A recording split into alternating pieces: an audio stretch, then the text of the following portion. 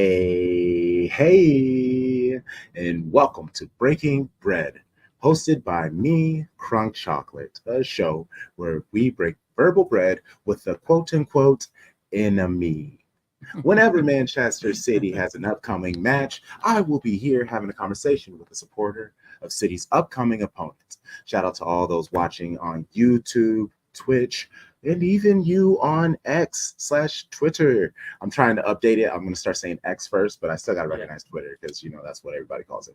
Subscribe to the channel if you're watching on YouTube. Even if you're watching on Twitter, hop onto our YouTube channel, Shades of Blue Network.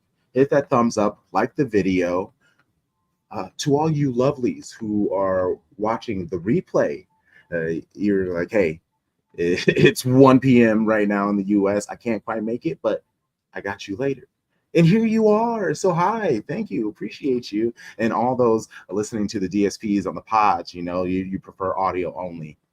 All of you, the love, the lights of ours. Thank you for supporting. But Sunday, we are here for Sunday.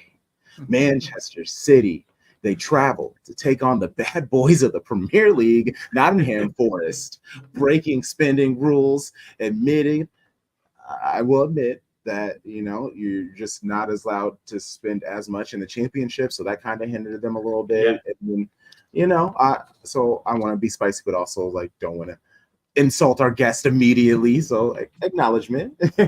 Yeah. We got Nottingham Forest's Twitter admin fighting at the power, calling out the system. We do, yeah. It's my guy. But can the players on the pitch focus? Forced into a relegation battle whilst facing an opponent who needs to win in order to lift a fourth Premier League title in a row. Plenty to discuss. Shady Gang. Our guest comes from Mist Rolling In Podcast. Side note, fantastic name. Give it up for Jacob. Yay. Thank you very much. Thank you. How's it going? How are you feeling? Yeah, I'm really good, thank you. It's 7 o'clock here. I live in Nottingham, so I'm about 5 miles away from the ground. Is where I live. Weather's nice. Spring's coming, so yeah, everything's cooking with gas. Wait, sorry, that actually went over my head. What was that euphemism? Cooking with gas. You're cooking with gas. Oh, okay. Okay. Sorry. I don't know. For some reason, it went over. I was like, wait, what? I just love the word choices and how they're paired. The English you use all the time. So whenever there's a new one, I try to like log it in and somehow use it. Yeah. Love the way you guys use words. In Nottingham, we don't really have an accent. We tend to use funny words, if that makes sense. Yeah. People from Birmingham or Liverpool or Leeds or places like that, they have a very distinct accent. I don't think people from Nottingham, it's more of a, apparently we tend to say things all in one breath. So we'll say, good to know. All right. well, let's start here though. First question of the show. It's the easiest. I'm sure the answer is, because it usually is for you lots, you Brits, that the fandom was just handed down to you. Entire family is part of the Red Forest, but you never know. How did you become a fan of Nottingham Forest? So same thing. So my dad's a Forest fan. He grew up 200 yards from the ground, sneaking in for free when he was a little kid. My mum's a Forest fan as well. All my family, uncles, aunties, etc. And then I was born on May 18th to 1991, which was FA Cup final day when Forest played Tottenham. So my dad was sat in the hospital with me in one arm and 2 tickets in the other. So he missed that game, which Forest did lose to Spurs. But yeah, so I was born the day they played the FA Cup final. Do I see my kid? Do I go to the game? Yes, pretty much, yeah. Well, it's good to see that he made the right choice. Yeah, and I suppose at the time we were going to Wembley quite often, so probably didn't feel like it'd be. I think we went one more time after that until we won the playoff final 2 seasons ago. So actually, let's start here because you guys are almost kind of like not the flip, but when we were real down, you guys were pretty up, and then you had to drop, and you're trying to make it back up now. But the idea, or like people kind of try to hate on you guys about being kind of lower tier, but you have some very solid history, European history. Yeah. And so, like, is that something that you guys hold in your pocket, or do you kind of just let people talk smack? Like, how do you handle banter as a Forest fan? Anyone who's not familiar with the history of Forest, I would highly recommend watching a documentary called "I Believe in Miracles." It's great music, great footage, interviews with all the players and everything like that. But it basically covers off Brian Clough becoming Forest manager in 1975, and Forest going on to win what is now the Championship. So it was Division 2 at the time, getting promoted, winning the Premier League the season after. Season after that, winning the Champions League, and the season after that, winning the Champions League again.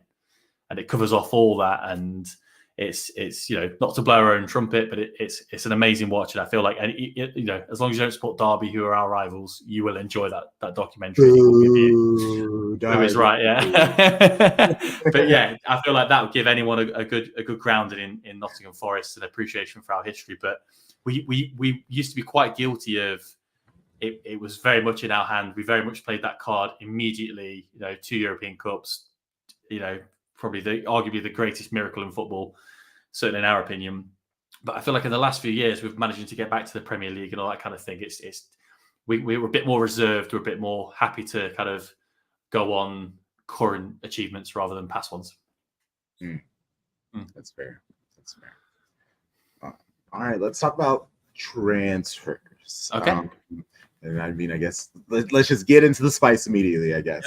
The last few seasons, Nottingham Forest have brought in whole squadrons of players. And I know the hope was to find ones who would work and then send off the ones who didn't, hopefully with some profit. Lots of names I'm familiar with, and many I'm not, but I'll say the ones that I am. Sankare, Elanga, Woods, Tavares, Hudson, Odoi, Matt Turner, Origi, Gio Reyna. Shout out to USA, also Matt Turner. Anyway, but if I'm to be honest, this list of names I said gives reclamation projects. Nottingham Forest House of Abandoned Footballers vibes. Yeah. Taking one or two gambles, like that's needed, especially when coming up and trying to establish yourself in the Premier League. But starting 11 of big risk, high reward players, it sounds incredibly stressful to me. But this is me from the outside looking in. That's why I'm here getting asked to ask you these questions. When Nottingham Forest started bringing in all of these players, were there alarm bells going off immediately, or were you just enjoying the ride? So I think a key point that I think most outside of the club won't recognise is that when we actually got promoted via the playoffs, I think it was either 5 or 6 of our starting 11 from the playoff final were all on loan, and none of them joined permanently. So that's half the first 11's gone, and they were like with players like Jed Spence, who's now at Genoa, Philip Zincanalo, who's back in Belgium, Keenan Davis is playing for Udinese, I think, in Italy. These were key players. I think Max Lowe is still at Sheffield United. So we basically we had a number of players leave. Lewis Graben, who was our captain, went to go and play in Qatar, I think, and stuff like that. So we actually had a full rebuild on. So I think at first nobody was surprised within Forest that we had to do this. I think it's more the monetary value of what we were spending was the surprise, and what we managed to get up to, especially that first season. I think we spent around 150 million and signed 30 players if you include January. And we got like Keylor Navas on loan, Felipe from Atletico Madrid. So I think the chairman needs his commendation for actually putting his hand in his pocket and spending.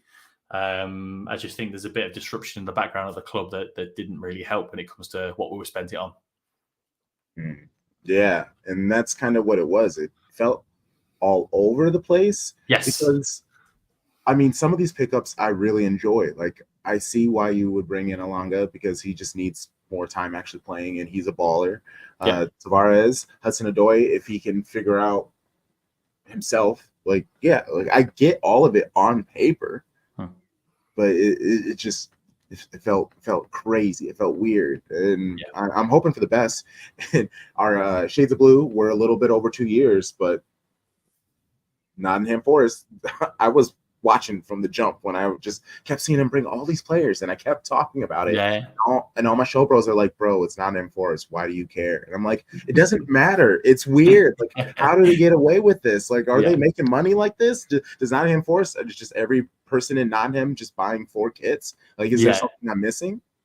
Yeah, it's a really valid point, especially when we look at it now. So we've been told at numerous points in like fan forums and things like that where we are on board. We were on track for FFP and the P and R. I can't remember the actual acronym, but to basically not fail and not get punished. Mm-hmm. And then I think it came as a bit of a surprise because basically what happened is in the summer, Brentford made a bid of 35 million for Brendan Johnson, which we rejected because it wasn't enough, and he also didn't want to leave. Then he didn't actually leave and go to Tottenham until the last day of the transfer window. So 2 months later, we got an extra 17.5 million, I think, or 12.5 million. I can't remember which way around it is. And he wanted to go there, which is fair enough. Wonderful player, all the best. But that 2 months in between the first bid from Brentford and him actually going to Tottenham is where we breached. So I think that's where we were probably hoping we'd get a bit more leeway with the rules. Still breached, still broke them. We have to take the points. That's fine. But I did think we'd only get a fine or a kind of suspended sentence. Yeah, and what's so crazy about all of that is whoever is like the spokesperson, I was reading about it, they were like, we really didn't want to have to give them the point deduction because they followed directions, they participated incredibly. Yeah.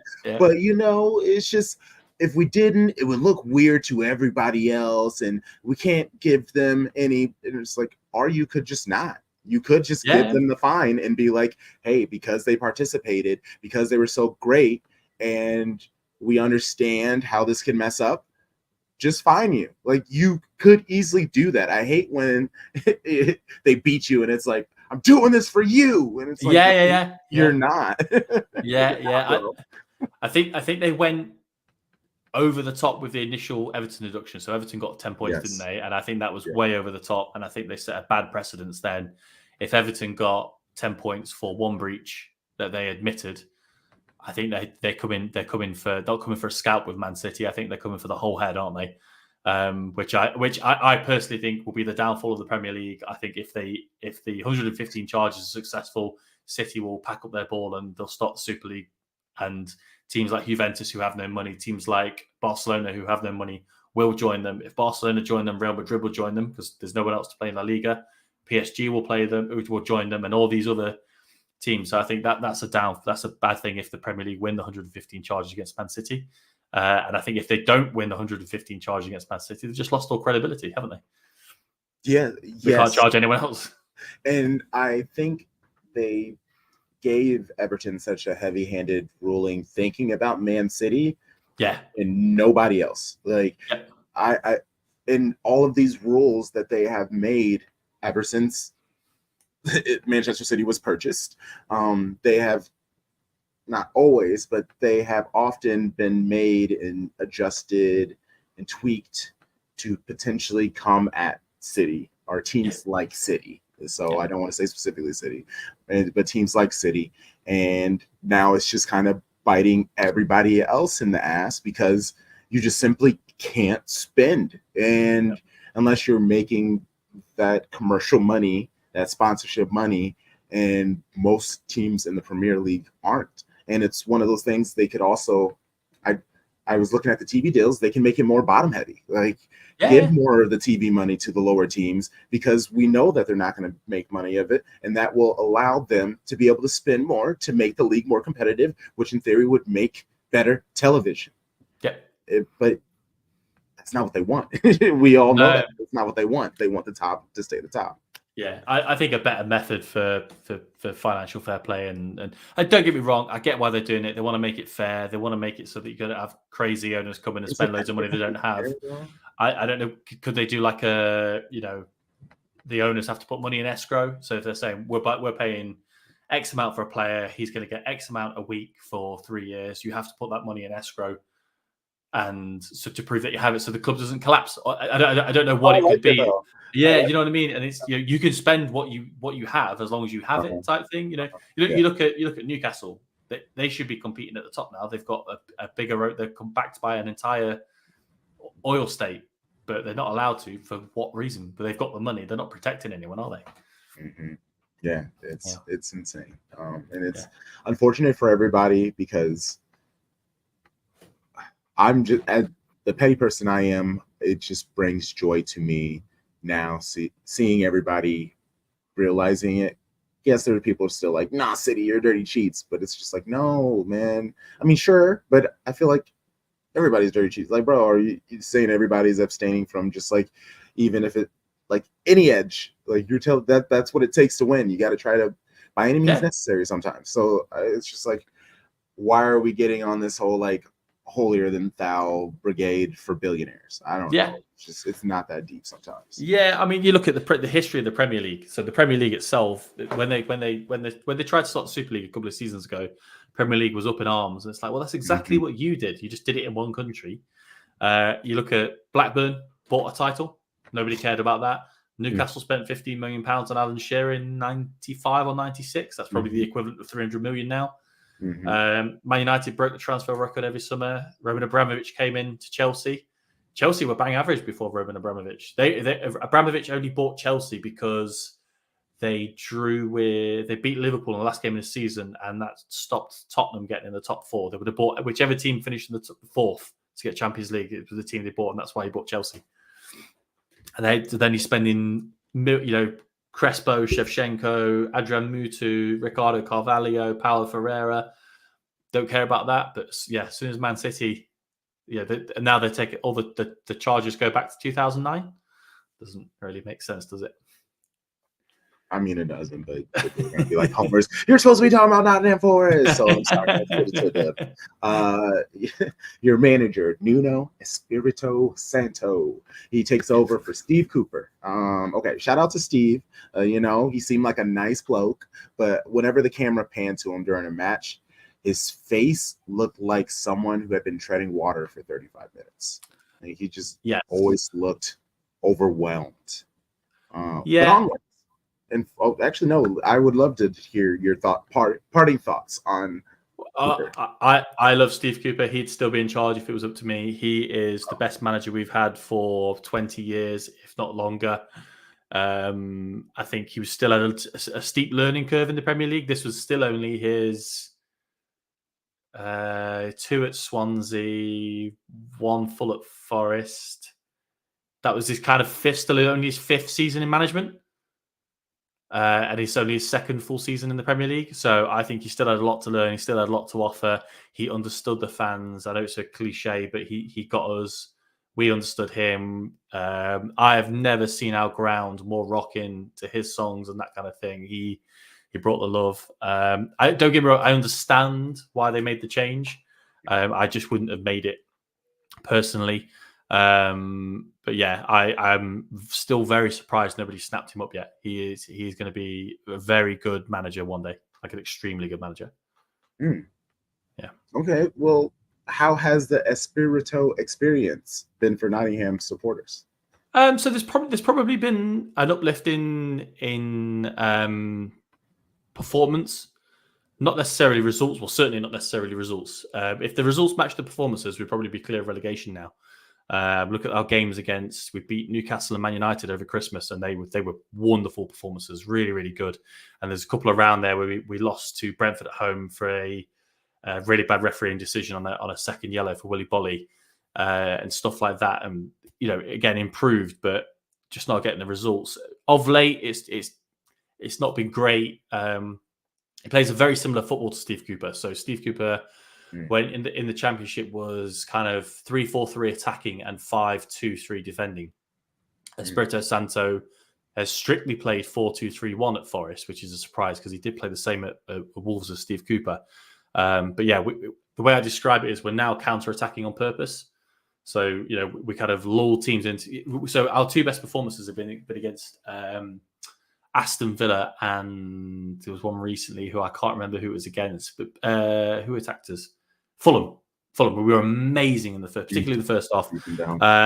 And basically, what is it? These teams that attack us, we will counter attack against you and make you look silly. But so the teams like Everton with a low block and they don't want to really attack, we've got nothing. We've got no on the ball. Where if we have the ball for a certain period of time, we're dreadful. Dreadful. The opposite. We're the opposite of Man City. You don't. I mean, and you have a lot of players who can fly up and down that pitch. Yeah. So, Yeah. I mean, I get it. It makes sense. Yeah. Yeah. I think, like you mentioned Gio Reyna earlier. So he played against Everton on Sunday and he was covering for Anthony Elanga, who's coming back from injury. So he's playing right wing and he's not a winger. He doesn't want to be there. He spent most of the time infield next to Morgan Gibbs-White, who's playing out attacking midfield. Which left Nico Williams, our right back, isolated. So Nico Williams has been amazing since the turn of the year. He's probably been our best player, but he's had a really good link up with Anthony Elanga. And then as soon as Gio Reyna's not actually out there helping in 1-2s and going down the line and a bit of pace and that kind of thing, you kind of go, I feel bad for Gio Reyna because he's not going to get in unless Morgan Gibbs-White gets injured. So he's not really going to get an opportunity. But yeah, he's not a right winger either.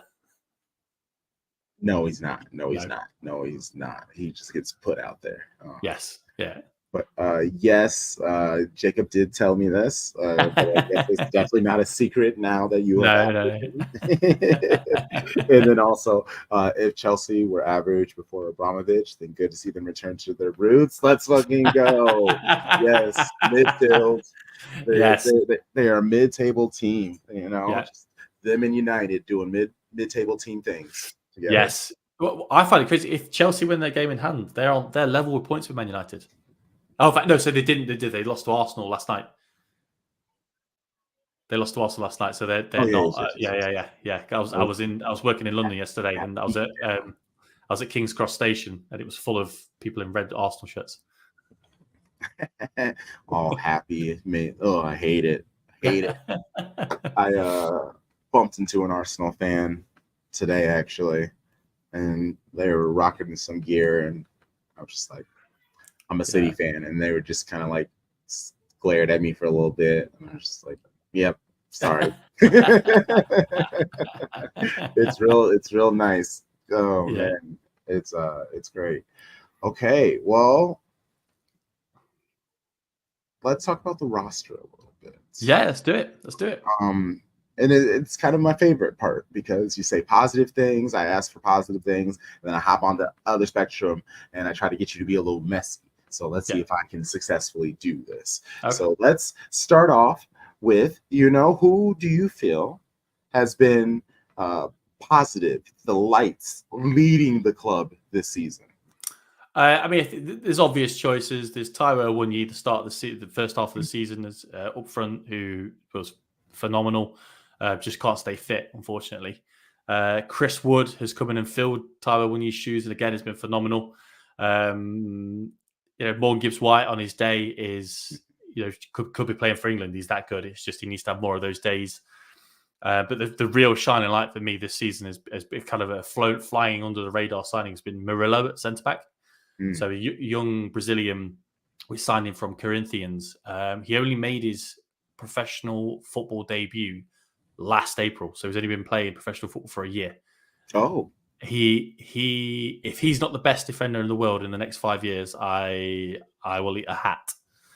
He will be playing for a Champions League side next season. He will not be at Forest. He would slot into Man City's back four perfectly. He's still, don't get me wrong, there's still things about him that he needs to improve. He's a bit green on the heavy challenges and that kind of thing. But passing, I've never seen a better ball playing defender. Patience, good in possession. It's just he will be fast, can make a clearance. The amount of goal line clearances and tackles and stuff he's made this season is phenomenal. He's a £75 million defender already.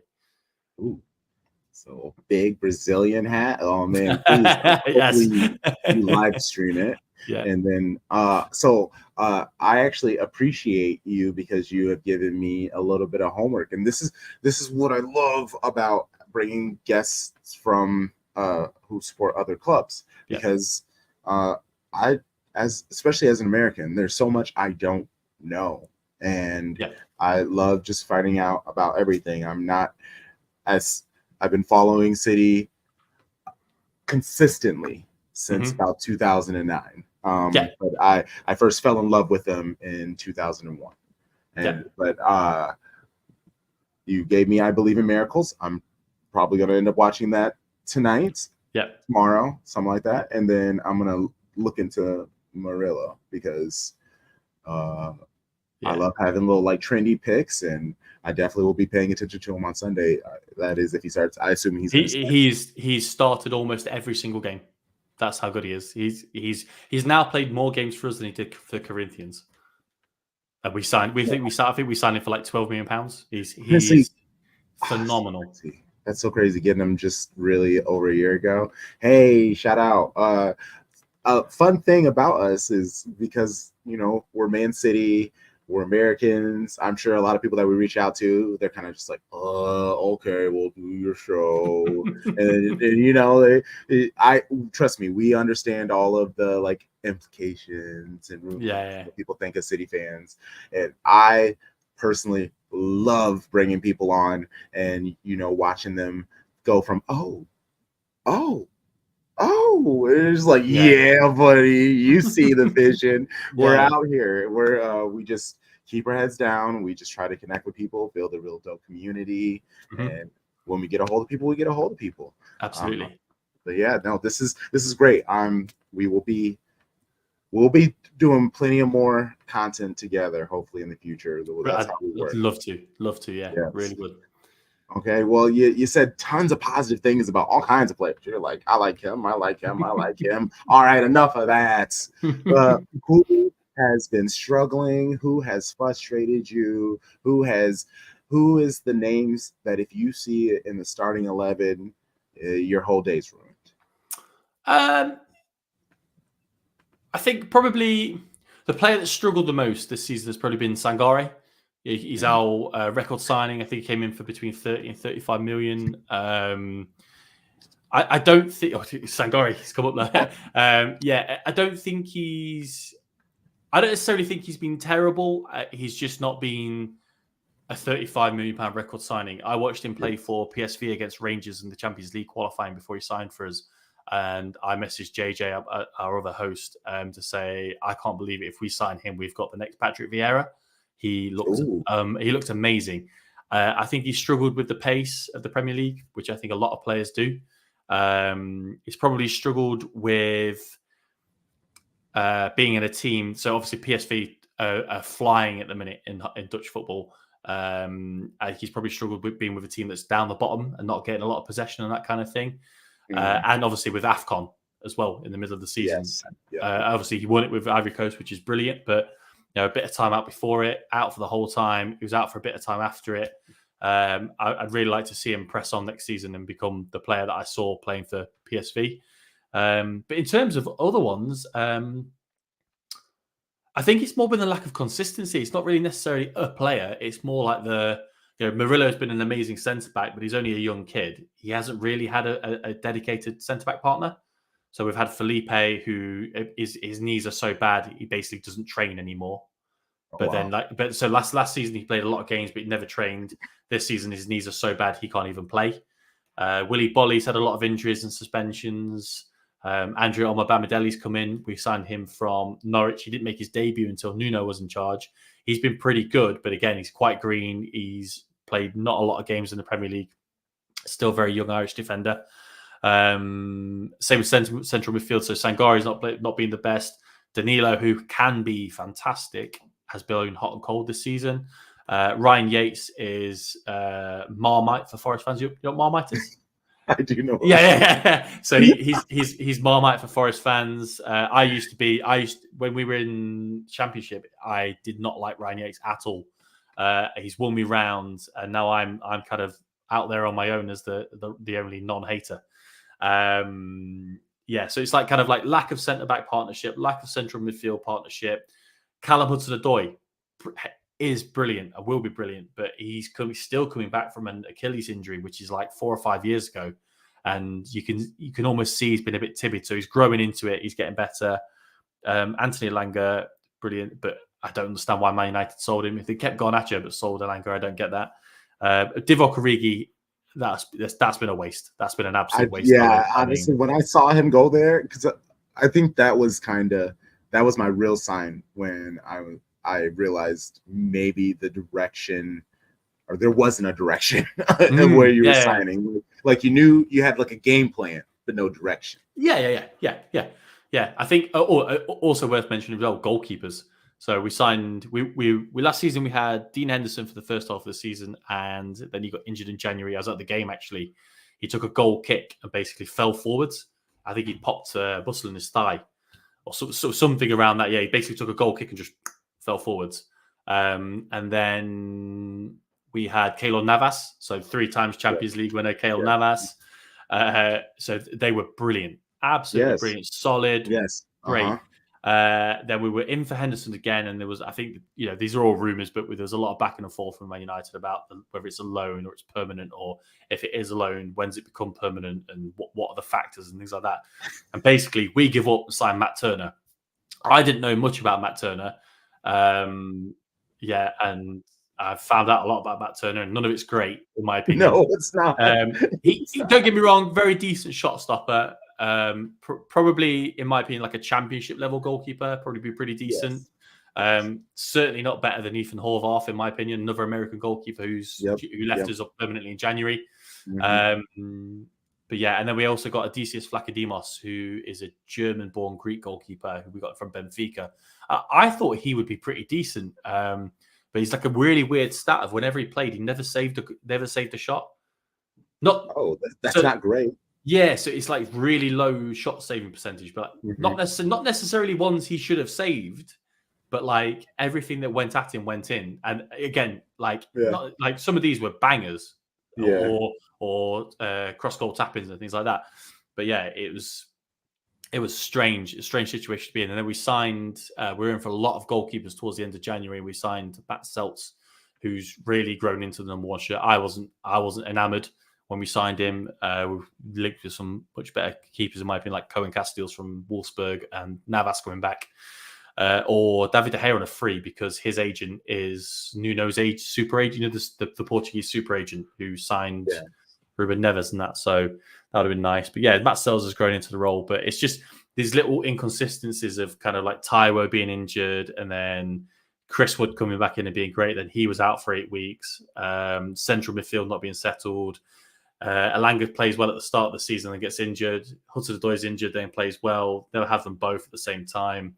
It's just these little things have added up, and then you chuck on a 4-point deduction and that kind of thing, and it's And that is kind of the thing. It's been a struggle, but if you take out the points deduction, Nottingham Forest, I feel, would be like clear and safe from relegation. I think so.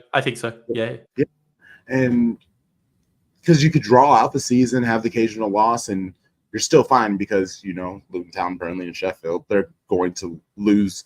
They're going to lose more than they draw. You'd be fine. And it's not the sexiest, but you would live to fight another season. It's not about sexy at this point, is it? At all, right? But overall, what is your thoughts? Has been your thoughts on Nottingham Forest's performance over this year's Premier League campaign? I think there are a lot of Premier League seasons in the past where we would probably already be relegated. It'd be. I think we've been not great. Let's put it that way. I think. Sorry, if you give us the points back, I think you're right. I think we are safe. I think that put us 5 points clear of Luton, and I don't, and seven of Burnley, and I don't see them making that up. It's going to be our last game of the season is away at Burnley, which is going to be very interesting. But yeah, I think overall the season, I think it's typical second season syndrome in the Premier League. I think a lot of the time in the Premier League, there's a thing of like the bottom 6 of the Premier League wouldn't get in the top 6 of the Championship. They just happen to be in the Premier League. And I think that's one of those seasons. You look at the Championship, I don't know if you have, but like Leicester, Leeds, Southampton, Ipswich, all absolutely flying. I feel like all 4 of those would be better than 4 or 5, maybe even 6 at the bottom of the Premier League. So it's not been a great season, but it's not been anything I haven't expected. Mm. Yeah, I mean, we have their Red Half of Sheffield, the Sheffield podcast, and whenever we talk with him, he's miserable. He truly is just like, get us out of the Premier League. I honestly kind of just never even want to be in this league again. Every time we come up here, it's misery. Like, let us just stay in the championship and just vibe and be a mid-table team there and have fun. And I kind of respect that. I was talking with JJ about this very recently. So that the other host of the podcast, and we're basically saying, like, if somebody offered me, we get relegated, but we get top 9 finishes every season. You never get promoted, so you finish anywhere between third and 9th. So you have a season where you win more than you lose. You might get a trip to Wembley in the playoffs, and kind of every 5 years we go to Wembley in the League Cup or FA Cup final or semi-finals or something like that. Would you take it and never go in the Premier League again? And we both said yes, because it's kind of a poison chalice at this point. We've gone up, we're living the dream. We've signed 100,000 players. We've spent millions of hundreds of millions of pounds, and all we've got for it is 2 relegation scraps and points deductions and. And now what's quite interesting about the whole VAR scandal at the weekend is I think Sky and PGMOL and the FA and the Premier League expected everyone to turn on us. And I think it's actually backfired and gone the other way. I think everybody's on side with Forest. Yo, definitely. Obviously, the media, the people in the power, they're all just like, how dare they? But, kind of the people, they're like, oh, no, I'm kind of with them. It was a little shenanigans, and the calls, VAR this year has not been great, and it was given to us as the savior of bad calls, when instead they have now just used it to justify their bad calls. It's not great. Not great. No, I think it was implemented poor. It was rushed in, I think. Implemented poorly. I don't know if you watch any rugby. I actually grew up playing rugby, second row. Oh, brilliant! Yeah, same here. Hey, yeah, but yeah, their TMO or VAR is perfect in my opinion. It's brilliant. There are other sports around the world. You look at baseball; theirs is good. You challenge it. They call for the little black room in New York where nobody knows where it is. It's done so well in so many other sports, and they rushed theirs in. They didn't ask any questions. They didn't ask for help, which other sports would have done. And it's just poorly used. I think they need to strip it back and start again. In my opinion, I think they should go with goal line technology and the semi-automated offsides and scrap the rest of it until they've got it working properly. The thing is, I don't even trust that they can do the semi-automated offsides correctly. Like that's kind of just what they have done to me. They have, and that's the whole general aspect. It's like they have corroded so much by just nonsense, silliness, full of themselves, confident. Like it's just all this selfishness when they should be protecting the league, trying to uplift their teams, set the best environment. And I feel like the last few years, they've just been kind of setting out to either make it fair, which it can never be fair. Unfortunately, that's kind of sports. There's always going to be someone who's more technically gifted, faster, blah, blah, blah. Like it will never be fair. And and by doing that, you start to just alienate everybody, and everybody's getting annoyed, and all the things that we could just joke about, like the bad refereeing in England and stuff like that. Now it's just the prevailing topic is, all right, there were 4 bad calls in 6 games today. Let's cover them all instead of talking about the beautiful football that was played. Yeah, absolutely. For me as well. So, play football up until I pulled ankle ligaments about 4 weeks ago. So I've only just been able to walk again. So I'm officially retired from football. My wife will kill me. But yeah, like the beauty of football, the reason it's played by every country in every part of the world is because the game at the top was always the same as the game at the bottom. All you needed was a ball and 2 goals. That's all you need. You didn't necessarily need 2 goals. Just yeah, exactly, yeah. And then you look at it now and you go, well, Premier League, they've got VAR and they've got goal line tech and they've got, you know, all this, and then Championship and all those. So in the UK, the EFL, so Championship, League One, League Two, they've all got goal line tech as well. And so it's just getting further and further away from this game at the top being different from the game at the bottom. And whereas in the past, the only difference was the quality. Mm-hmm. And it's just, I longer term, I can see people getting turned off it. Oh, 1,000%. I mean, I would much rather go to a minor league baseball game, things like that, than I would go to a professional team, because obviously the ticket prices are better. The energy there is normally less frenetic. Usually the uniforms are better. Like for some reason, I don't know. I really enjoy minor league teams' jerseys, and yeah, just I enjoy that. And that's also how you get a real understanding of the area, because you know, the big teams, the major teams, you get people who support them, they travel, blah blah blah. You get other people who are just there for the experience and stuff like that. Those minor league, lower level teams, people are there. They're there because they want to be there. You know, they love that team. Just something about that. Like, I'm also a heckler. I love like talking smack. Especially that's how I was as a rugby player. So being able, you get away with that more going to like minor league and stuff. I mean, not in obviously in football. Well, I learned that you just talk shit no matter what league you're in. But in America, with our sports, yes, there's like screaming people, but I feel like it's more understanding when you get to like the amateur, and unless you're just a freaking crazy person. Yeah. I think there's a bit of a grassroots football revival in the UK at the minute, because I think there are quite a lot of fans getting a bit frustrated with you know, the upper echelons of football.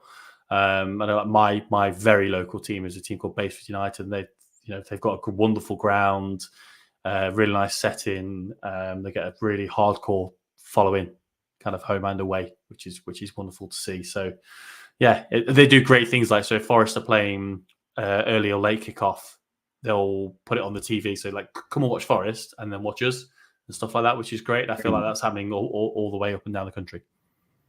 Yes, I love that. That's the dream. I have yet to be to England, and the goal is I'm saving up because I want to stay there for like a month, because I just want to travel and go to naturally the big clubs, but I want to go to every level that I can, a team in every tier, lots of rugby, of course, all the beer, and just experience. I want to try all the food. I'm a big food person, a huge food person. So I'm just I just want to go in and immerse myself as much as I can. I'll pre-warn you, the food on for sale at football stadiums is nothing. You know, like, so I've been to New York once, and I went to watch the Mets play, and the food there was, you know, kind of, I think baseball food's well known for being outstanding, isn't it, type thing. Football food is not that. It's not that. Well, hey, I follow Footy Scran. I'm basically will just choose my football clubs that I visit based off of that account. Yes, do that. Absolutely. Yeah. I think like the best thing you can get at Forest is a pucker pie. So yeah. Wait, what is that? It's like a puff pastry pie, like a round. Just you get I don't know, like chicken curry flavor, or meat and potato, or cheese. Cheese, leek, and onion. Yeah. See, I grew up Southern, and pot pies are a very big thing that we do, except for they're like giant. They're just like giant versions of your pies. And I make those a lot, especially during the summer. That's kind of my thing that I make. Yeah, I think they're the same thing. I think roughly the same thing. Just a giant version. Yeah. That's like giant. Yeah. Let's talk about the previous 5 games for Nottingham. I'm sure this isn't the most exciting, so we can kind of getting through these. 1 win, a draw, and 3 losses. Lost to Everton 2-0, a draw with Wolves 2-2, losing to Tottenham 3-1, beat Fulham 3-1, and then a narrow loss to Brighton on the road 1-0. What can you say about this? You know, it's an odd one. You kind of, and I think the game before that as well was Crystal Palace. So you kind of, you look at it and you go, you know, Fulham, great win, best performance of the season by a mile, wonderful. But they attacked us. Brighton, I think we probably should have got something out of that game. We weren't bad. But, you know, to lose 1-0 away to Brighton, who are flying this season, isn't the worst thing in the world. Spurs, we should have been ahead in the first half, clear. Chris Wood missed an open, or he hit the post, but he missed an open goal. We should have been just gone, and then they scored two wonderful goals at the end of the first half and the start of the second half, or both in the second half. Then there's the loss to Everton, which, you know, VAR. Not saying we played well, we didn't play well at all, but VAR, you know, we should have had a penalty. We should have had 2 penalties at 0-0. There's 1 penalty at 0-0, 1 penalty at 1-0, 2 penalties at 1-0 that would have changed the game completely, or could have changed the game completely. And then the game before that was Wolves draw, which, you know, we played pretty well, particularly in the first half. We don't have that defensive solidity, and we concede goals, set pieces. We are atrocious. So yeah, it's nothing more or less than I would have expected from the last 5 games, if I'm being honest. But I think the Wolves game was a chance missed, and I think we probably, with how well we played in the first half against Tottenham, it was a chance missed to at least get a point. So it's good to see that City could probably score a goal from set pieces. This has been the first year in easily 4, 5, maybe even 6 seasons that probably since like Vincent Kompany has left.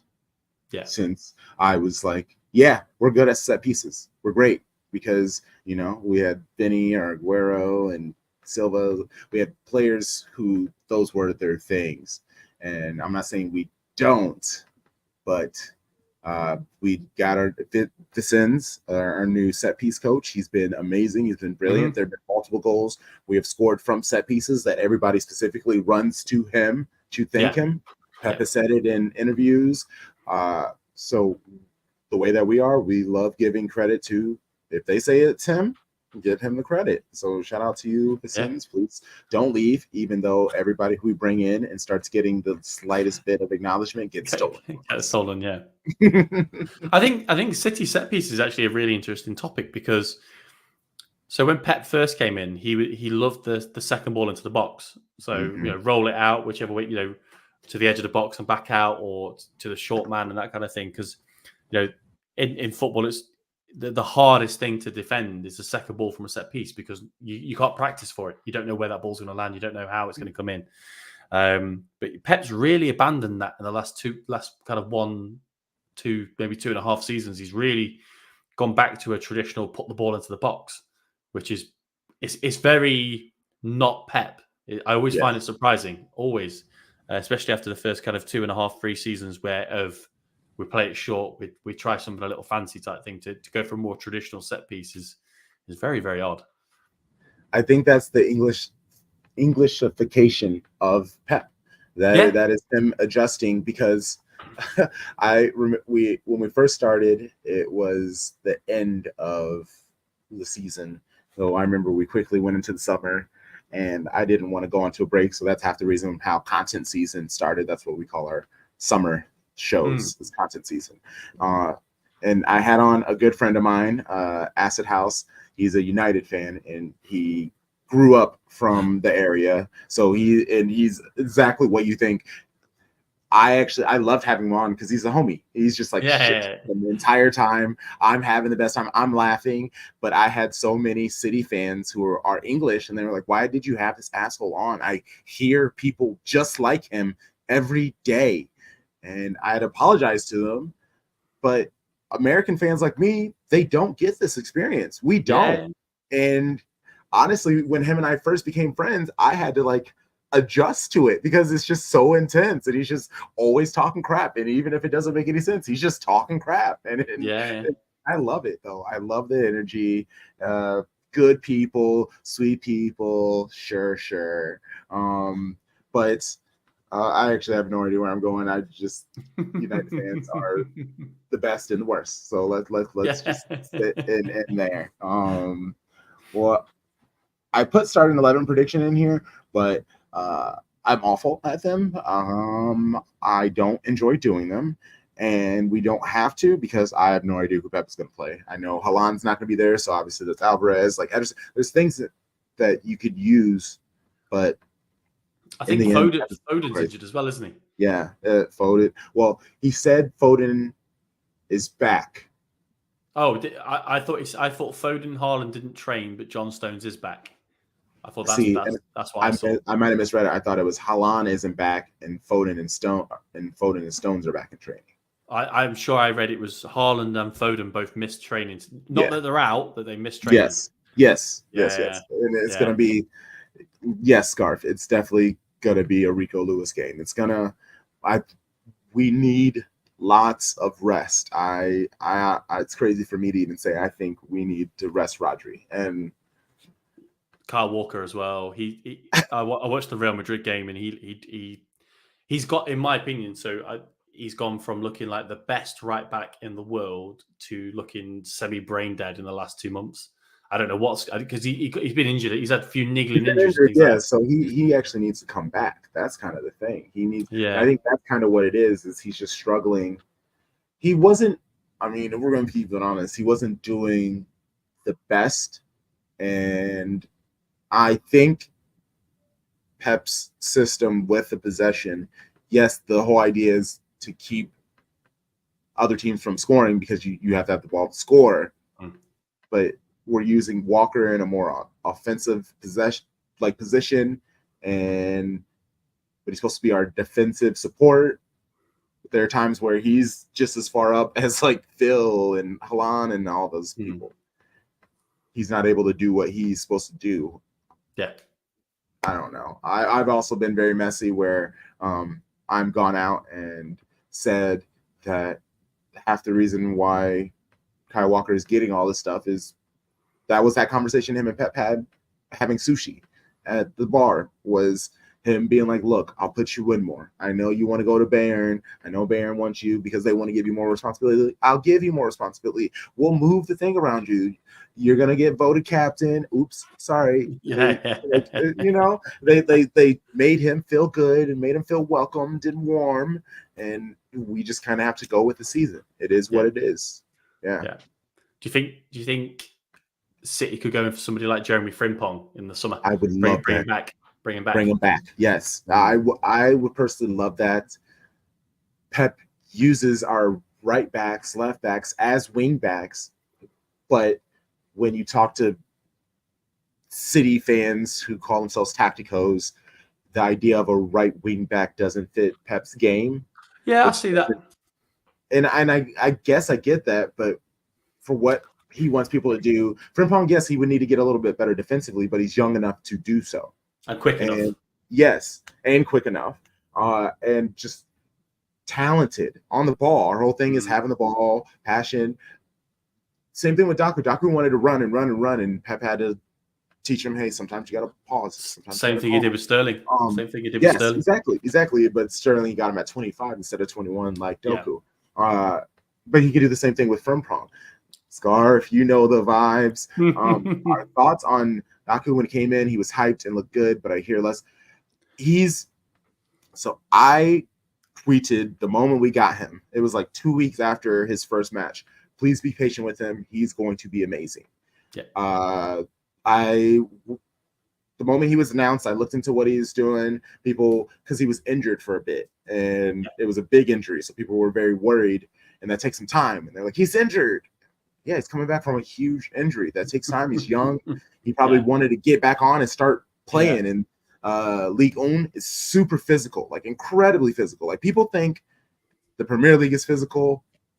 Watch League One.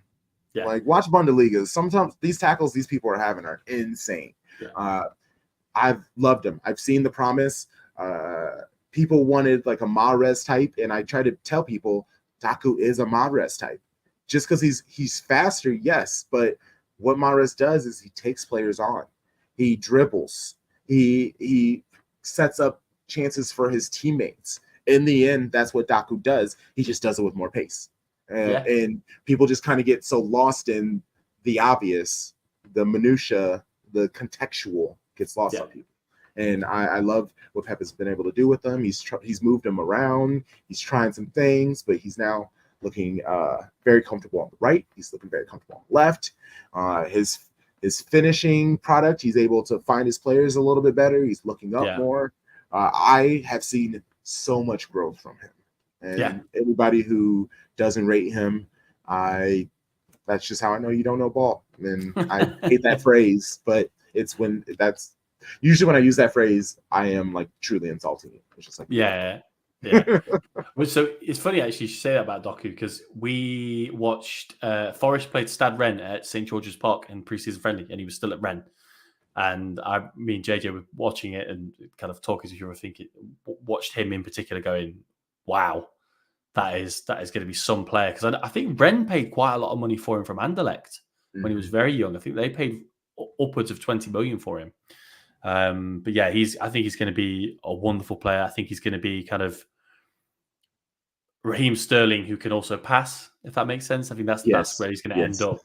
Who can also pass? Yeah, I think. I think with the City, like I wonder if Frimpong comes in, does that mean that Vardiol sits back more? Because like I would like that. Yeah, it's shifted, because at the minute it's shifted so that the right back, because Kyle Walker's been injured, the right back sits in. If it's Akanji or John Stones, they sit in for the three, and then Vardiol pushes forward if they swap it around. I do like Vardiol. Vardiol's come very, very good. The last since Christmas, he's been very, very good. But yeah, I think Jack Grealish as well is somebody who gets a lot of hate for no reason. I don't think any player has bought into Pep's system more than Jack Grealish. 1,000%. I think he is Pep's. I think if you ask Pep which player gets it, it's Jack. That's our Gucci Puma. Yeah. He's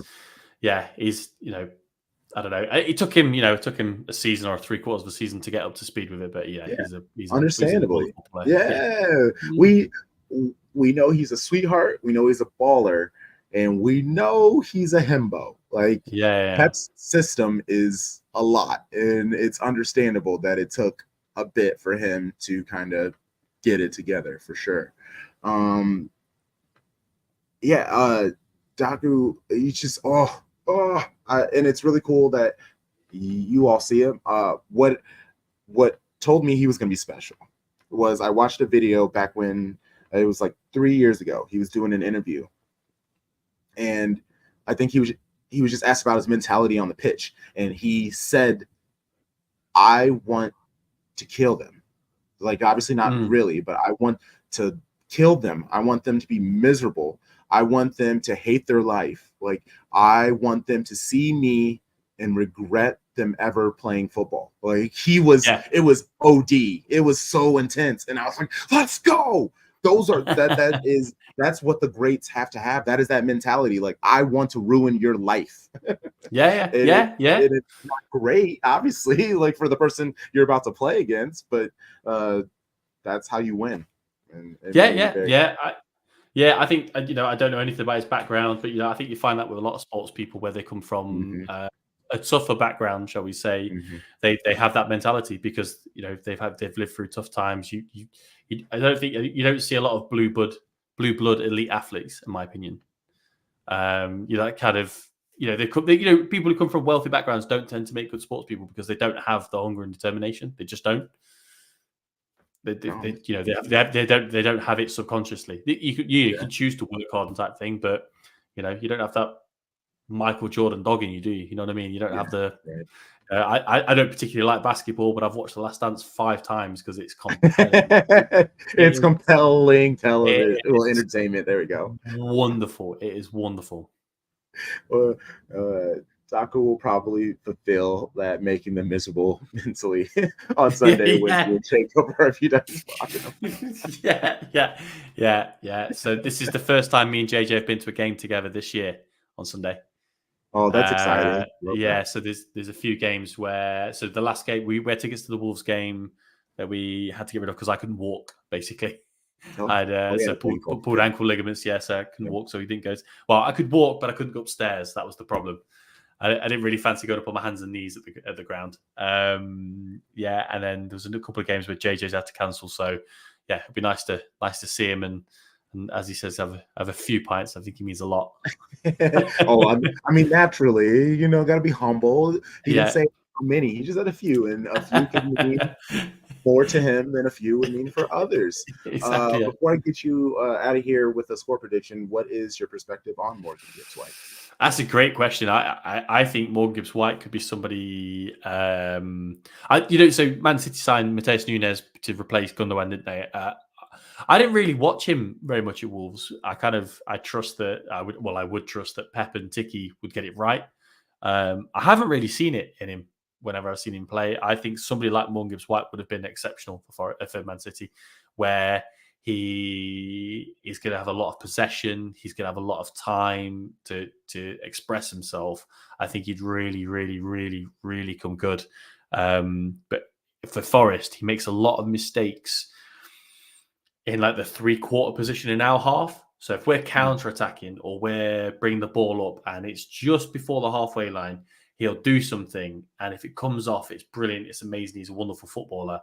But if it doesn't come off, they've got the ball back really high up the pitch and it costs us or could cost us. And last season, he managed to stamp that out of his game towards the second half last season. This season, it's still been there all season. That's why he's not had as good a season. But some of his passing, his flair, his finishing, he really could be an incredible player. There's rumours that Newcastle are in for him as well.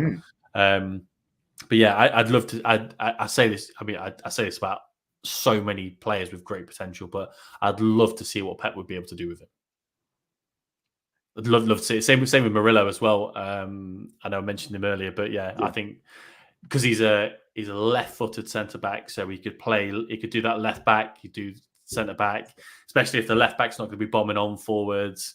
I think he could even probably play in Pep's midfield. It's one of the things you watch him playing. I try not to get attached because I know he won't be there, and he's going to be gone.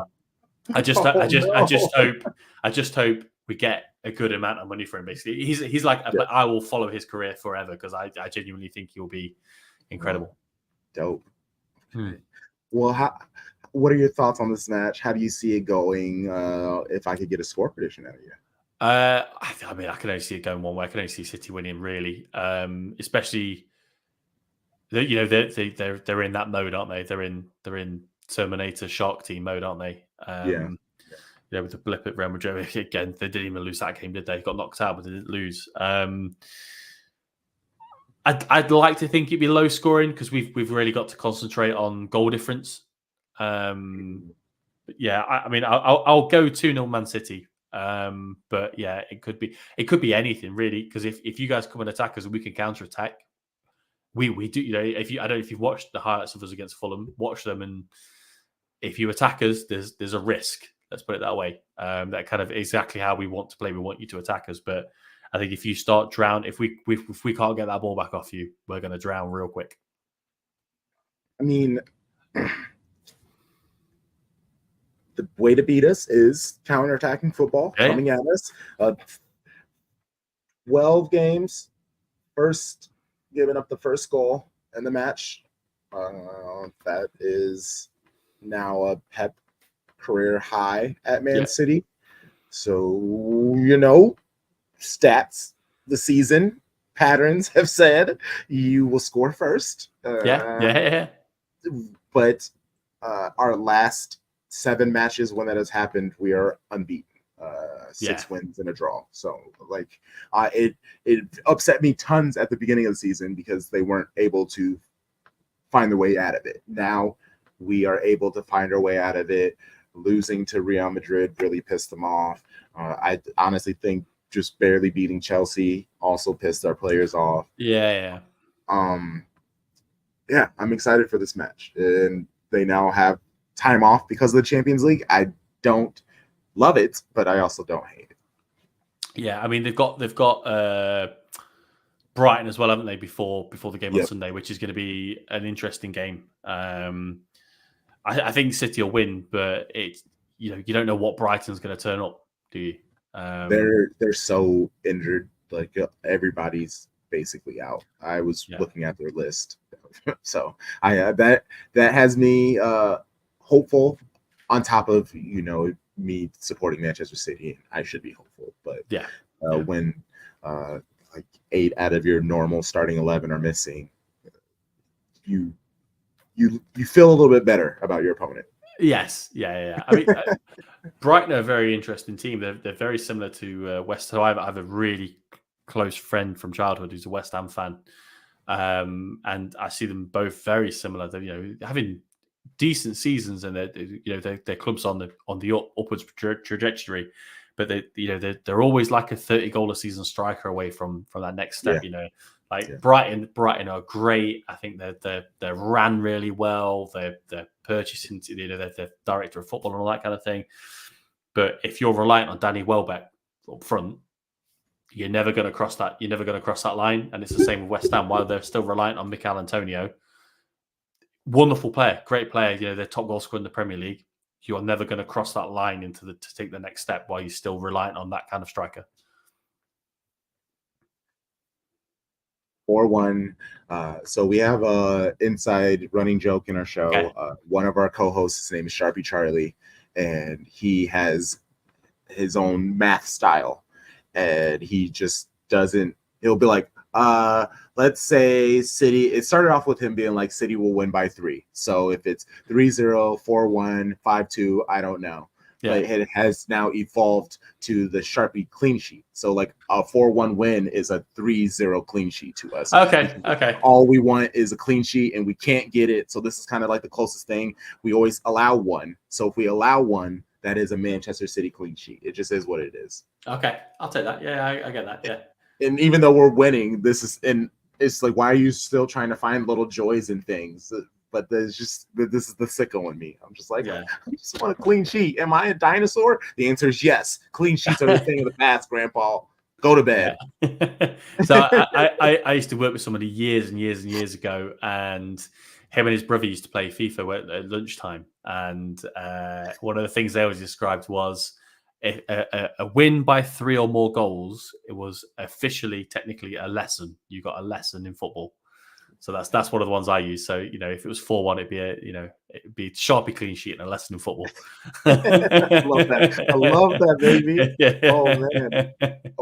Well, I want to get you out of here, but before you go, let's please plug yourself, plug Miss Rolling In, let listeners, viewers, Shady Gang know how they can find you and your show and support. Yes, so we're at Miss Rolling Pod on Twitter, and I believe on Instagram as well. MissRollinghamPodcast.com or MissRollingHam.com, I think is our website. JJ's going to kill me for this. JJ's also got a clothing brand, which I'm wearing right now. Which hey, let's go. It's Heavy Metal Football.co.uk, and he's done some Forest designs. He's done a England for the Euros. And he's going to be doing more clubs, more countries, and all that kind of thing as well. So it's a kind of an alternate football fan vibe. And he's a brilliant graphic designer, and it's the reason our stuff looks so good all the time. But yeah, we release kind of every week after the games. You can find us on Spotify, Twitter, YouTube. We love talking football. We like to. I like to see it as I would have this conversation with JJ anyway, so why not record it? Because if we're going to talk about it, let's just put it out there, and people might agree, people might not. But yeah, it's something we just love doing. Appreciate it. I'm a big fan of positive affirmations, so thank you. It was a good watch till Jacob butchered the social plug. You called it. I meant to ask him before to send it me so I could read it out. He doesn't let me do it, so I'm not allowed to. Right? It's just like follow us on social media things. Well, normally on our podcast, I go, JJ's got something to show you, and he puts it all on screen because he's fancy. So I love it. Oh, well, sorry, we're not that fancy. Maybe that'll be an evolution to our production for next year. Well, Shady Gang, we will be back tomorrow. Oh, for our Thursday night lit stream. 7 p.m. tonight at night. We have 3 guests. They come on one at a time, and we just talk the latest and greatest in football craziness. No filters needed. No thoughts held back. We embrace the chaos in that show, and our guests for that show are very chaotic in the best way. It's gonna be fantastic. And then on Sunday, City men and women play. So that means 2 kickoff shows. City men play first. I think that kickoff show is at 9:30, and then the our kickoff show for the Baby Blue Baddies is at 11:15, and this is at Central Time. Obviously, check our social media at Shades of Blue Network. All our information is there. We have a link tree. Click it. It's got you. And you know the vibes. Shady Gang, Shady Gang, Shady Gang.